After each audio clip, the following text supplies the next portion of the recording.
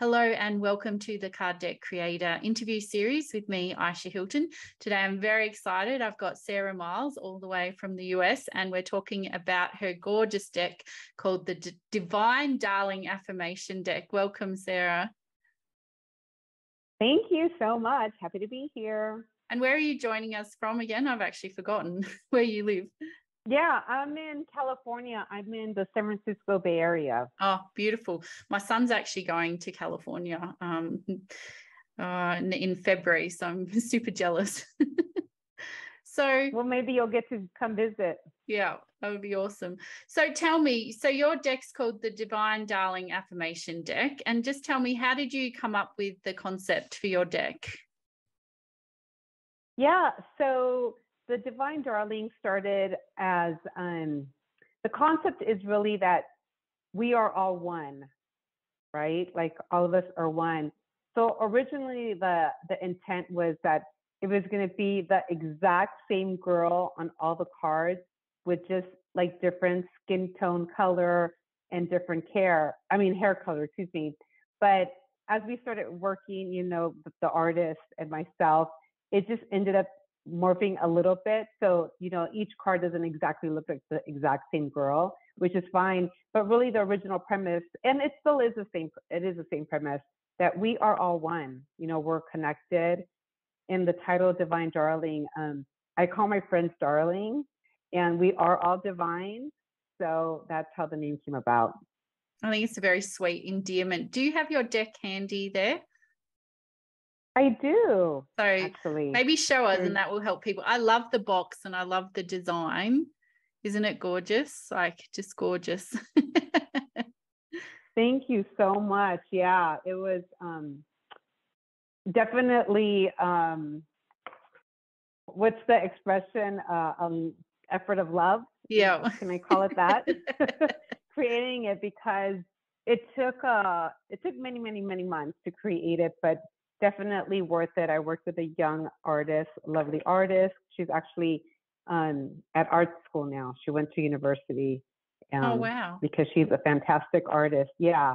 So, we created, it's 40 cards. It's 42 altogether, but one card explains the importance of subconscious. So for me, it's really important to get the message out to the next generation of young women, really the importance of our subconscious and how we have the ability to manifest through the power of our beliefs, and that we have the power to choose what it is that we want to believe. So rather than just having the deck of, beautiful illustrations and empowering affirmations, I really wanted to impress upon, the young lady, what exactly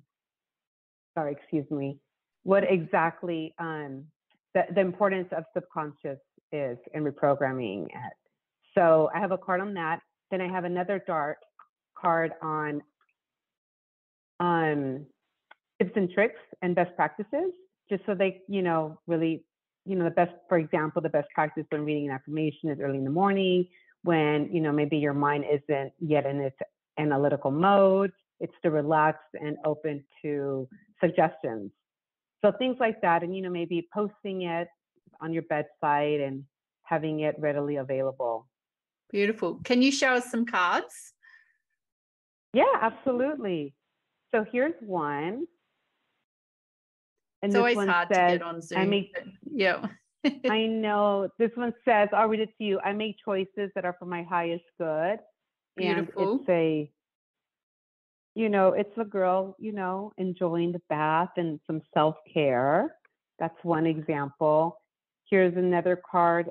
I shine my spirit and light on those around me. Oh, yep. A beautiful redhead with a white dress out in the forest under the moonlight. Here's a lovely young girl with short hair. I love the woman I am becoming. So I really did try to get a myriad of different looks and aesthetics. Here's one of my favorites. I want for myself what I want for others: love, prosperity, health, and joy.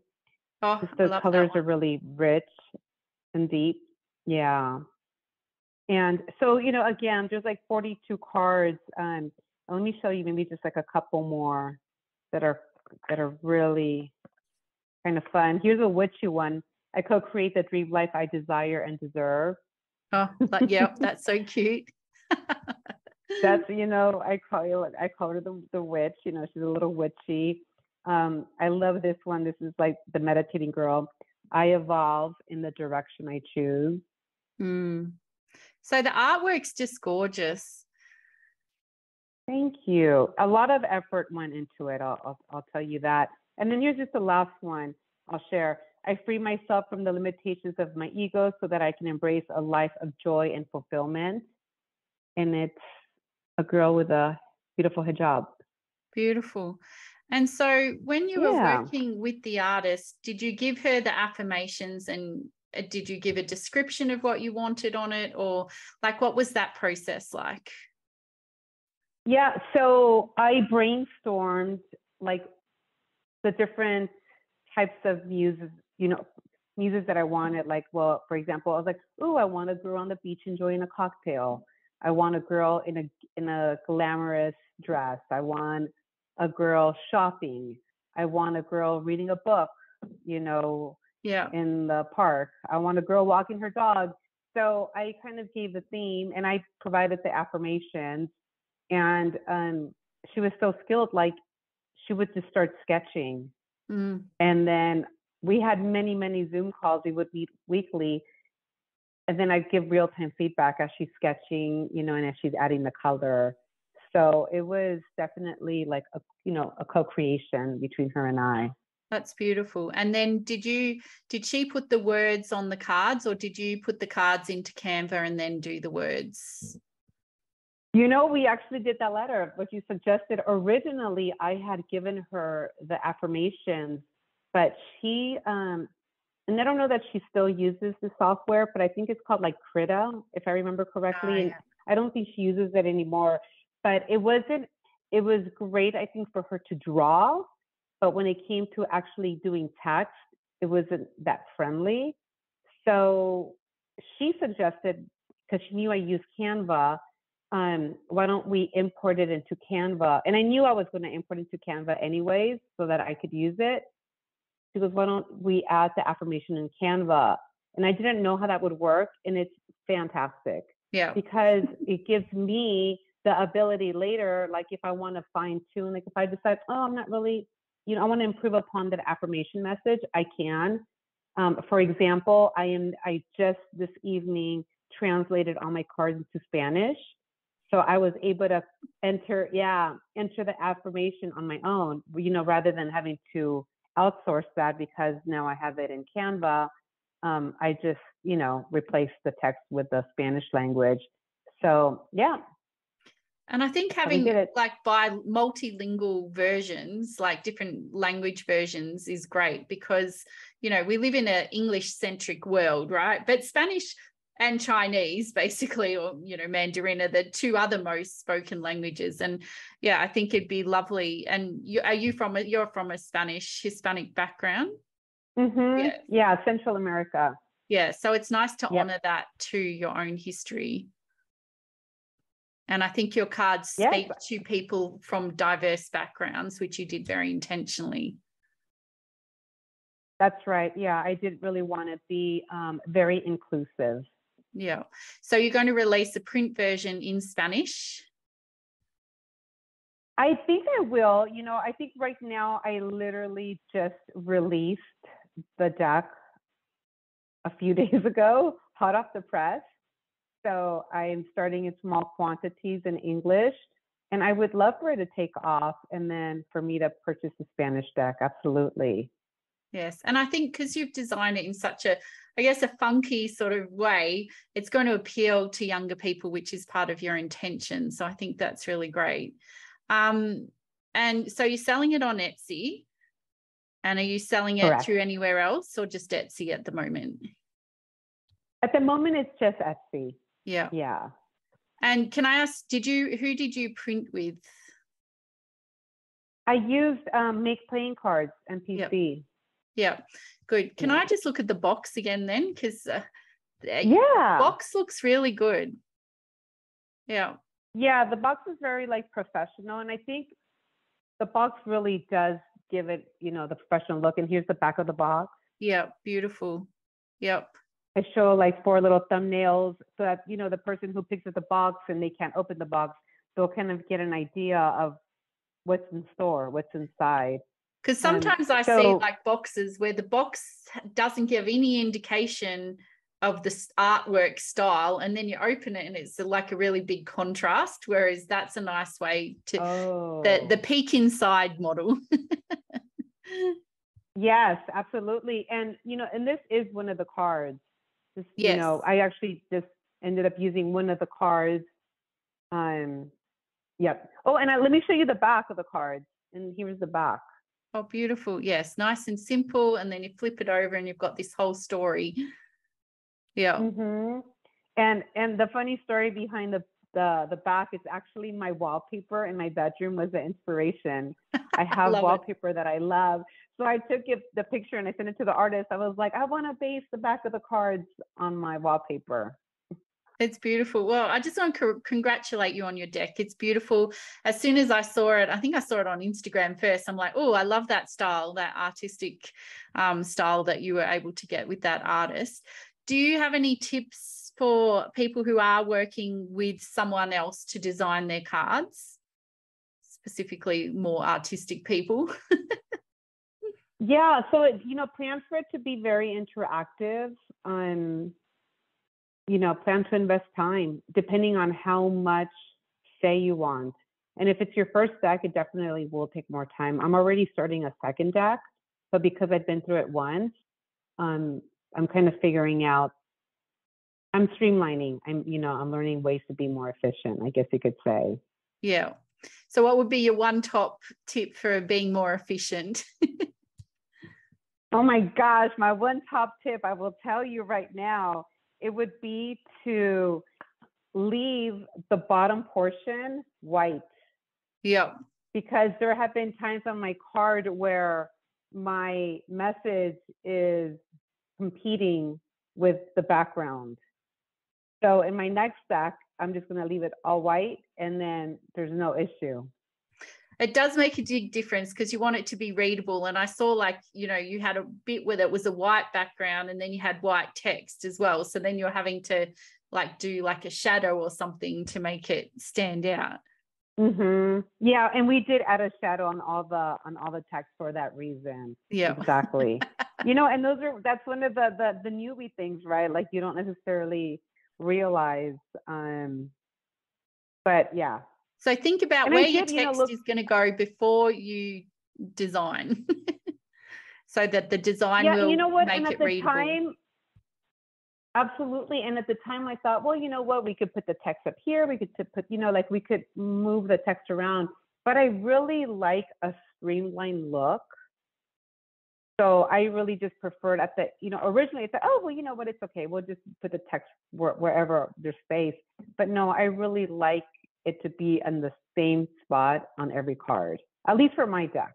I know other people can probably make theirs a little bit more interesting with the placement of their text, but for me, it was important that it just be consistent on all the cards. I just thought it looked cleaner that way, more professional.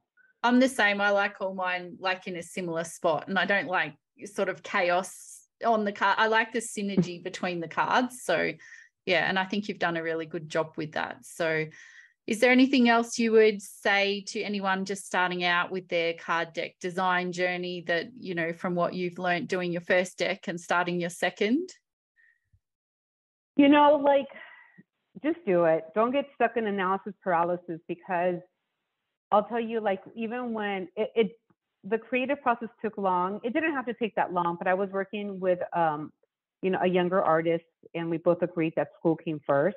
So there were times when, we didn't make much progress. So that's one of the reasons it took long. And also, these are really highly customized. I mean, these are from scratch, right? They're not anything that's copy and paste. These are all one of a kind, created from scratch. But once I did have the cards, I got stuck on two different things. One is when I ordered my deck from MPC, I felt that the color wasn't as vibrant as I'd like it to be as it was on the digital. So then I started evaluating other printers, you know, and I did consider Vervante, you know, but the cost for their boxes was like, yeah, what's the word, exorbitantly high. It was like, it wouldn't make any economic sense. So then I was looking at a tuck box, and that doesn't work for me just because they can be flimsy and they could break. You know, I didn't want to do a bag for this particular deck. I'm not opposed to doing a bag, but I didn't want it for this deck. And so that I was kind of stuck in analysis paralysis with that decision for a long time, and kind of exploring the fact that my text did bleed in a little bit also was another thing that, you know, kind of like delayed me. And then one day, like end of, I think it was July, I said, you know what? Sure, it's not perfect, but it's great nonetheless. So I just placed my order, and I'm like so happy, you know, but I could have literally done that probably 5 months ago. Oh, wow. So that's a long analysis paralysis. And like now, you know, like when you come to the next one, you're not going to get stuck in those same traps, right? You're just going to go, yep, yeah, I've been through all that. I'm just going to go with make playing cards. And, you know, that is who I recommend in my program, because they are consistent, and some people are having a bit difference in the color. I didn't have that. So it's interesting. Yeah. So did you do anything to your cards, like brighten them up or anything before reprinting them? Well, the colors just look so vibrant online. Yeah. So you couldn't make them so bright. Yeah. Yeah, like, but maybe if I do a reprint, I will try that in Canva. You know, maybe there's a feature where I can brighten it by X%. I don't know. I might try that. But, and you know, in the 5 months, it's not that it took me 5 months to, you know, make 2 or 3 decisions. It's really like, then you kind of lose momentum. Yes. Right. And then you kind of deprioritize. And then summer came, and I enjoyed the summer. So it was really after I had all my vacations, I was like, okay, you know, let's get cracking. Let's do this. Yep, you got remotivated and refocused, and yeah. So I'll share the link as well to your Etsy store. Yeah, it's really gorgeous deck, and I just want to say congratulations, and let me know when the Spanish version comes out too, so I can promote that, because obviously I've mostly worked with people doing English decks, just because I speak English probably, but be great to be able to promote, you know, a Spanish deck as well, and to a different audience. Like, your deck is just so beautiful. So well done. Congratulations. Thank you, Ayesha. And thanks for the support and, you know, your course, your monthly get-togethers, you know, just your support, like altogether. You know, when I found your course, I had already had my cards. I already knew I was going with MPC. And even still, I still found a lot of value in your course. So thank you. Thank you. I appreciate that. I hope you enjoyed that. Wasn't it interesting? And I hope you got some inspiration and some tips from listening to this. So if you're interested in making your own card deck, I invite you to check out the Card Deck Creators Toolkit that I've created for people like you who want to create their own inspirational, affirmation, or oracle card deck. There's so many different card decks that you can create. So I invite you to check out the links below to get the toolkit and get on your way creating. And if you've already created your own card deck, congratulations. Share a link below. I'd love to see it. Much love to you, and take care.